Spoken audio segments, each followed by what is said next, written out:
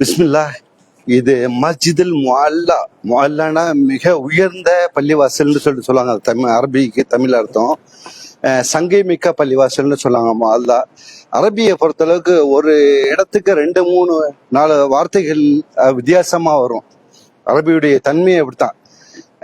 ஆனா நம்ம தமிழை பொறுத்தளவுக்கு தண்ணி கொண்டு வா அப்படின்டாக்கா ஒரு உதவியாக தண்ணி கொண்டு தண்ணி கொண்டு வா அப்படின்னு வேகமா சொன்னோம்னா என்ன அர்த்தம்?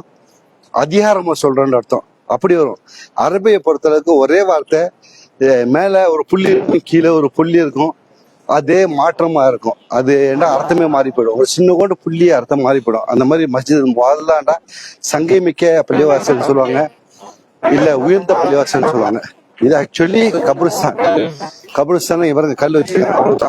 இந்த கபிரிஸ்தான்ல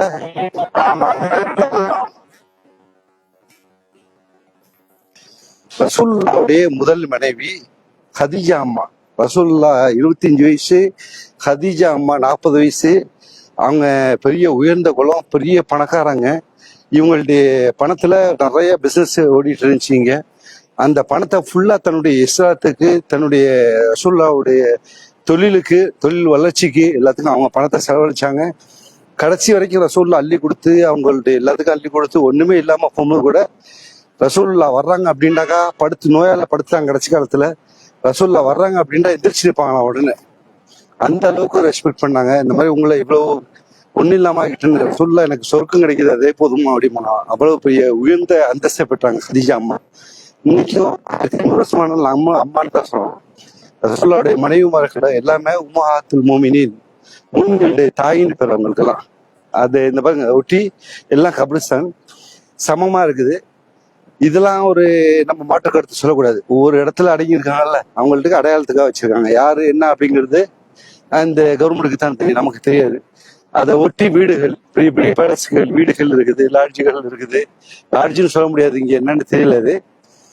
இது ரசூலுல்லாவுடைய வீட்டுக்கு பின்னாடி ஒரு 300-400 மீட்டர்ல இருக்கு. நாங்க அப்படியே நடந்து வந்துட்டோம், நடை ஜியாரத்தை சொல்லிட்டு வந்துட்டோம்.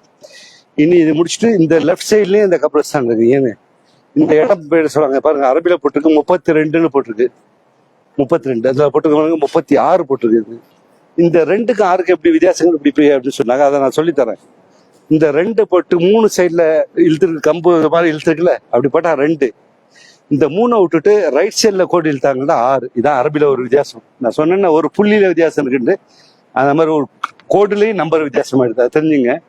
இங்க 3க்கு கோடு லெஃப்ட் சைட்ல போகுது, அதே லெஃப்ட் சைட்ல கோடு வந்துச்சுன்னா 2ன்னு வந்துடும், அதே ரைட் சைட்ல கோடு வந்து 6ன்னு வந்துடுது. 2 வித்தியாசம் இருக்குது. ஓகே, தெரிஞ்சுங்க. அல்ஹம்துலில்லாஹ். நமக்கு தெரிஞ்சதை மக்களுக்கு சொல்லிக் கொடுக்குறது என்னுடைய நேச்சர். அது அல்ஹம்துலில்லாஹ். இங்க கபிரிஸ்தான்ல இருக்குது ஹதீஜா அம்மாவுடைய. நம்ம ஆக்சுவலி எடுக்கணுமா எடுக்கக்கூடாதா என்னன்னு தெரியல. இருந்தாலும் நான் சும்மா எடுத்து சரித்திரத்துக்காக எடுத்து லைவ்ல விட்டேன். தப்பா இருந்தா விமர்சனம் பண்ணாதீங்க, அட்வைஸ் பண்ணுங்க. நான் அட்வைஸ் எப்போதுமே ஏற்றுவேன். விமர்சனம் பண்றது எனக்கு பிடிக்கவும் பிடிக்காது. ஏண்டா ஒரு தமிழ்ல ஒரு பழமொழி சொல்லுவாங்க, எப்படின்னா ஒரு மரம் வளருமா, வளரும் போது அந்த மரத்துல என்ன செய்யுமா, ஆடு போய் தின்றுமா. அதை வளைச்சு வரும்போது ஆடு தின்றுமா, காலியாக்கிடுமா.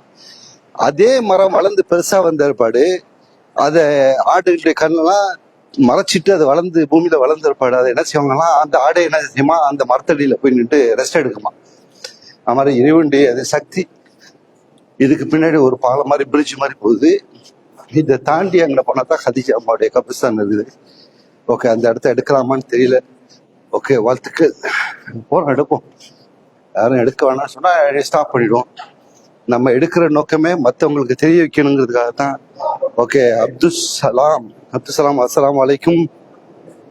ஹஜ்மா அஸ்ஸலாமு அலைக்கும். ஓகே, அடுத்து என்ன இருக்கு? அஸ்ஸலாமு அலைக்கும்.